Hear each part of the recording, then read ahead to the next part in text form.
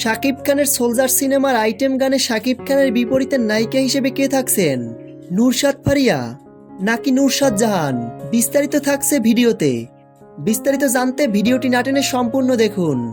এবার দেখার পালা মেগা স্টার শাকিব খান, তানজিন তিশা ও ঐশী অভিনীত শাকিব ফাহাদ পরিচালিত সোলজার ছবিতে কাকে দেখা যাবে সোলজার সিনেমার আইটেম গানে মেগা স্টারের সাথে পারফর্ম করতে।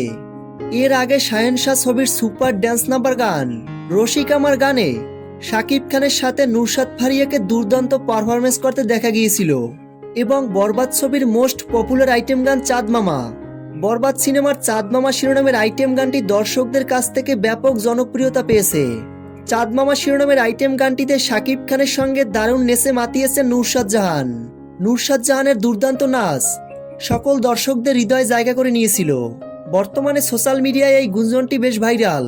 সোলজার সিনেমার আইটেম গানে নুরশাদ ফারিয়া নয়, নুরশাদ জাহানকে দেখতে চাই।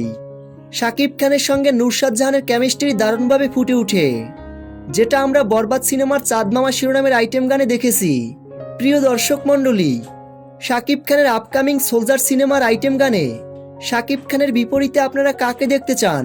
নুরশাদ জাহান নাকি নুরশাদ ফারিয়াকে? ভিডিওর নিচে কমেন্ট করে জানিয়ে দিন।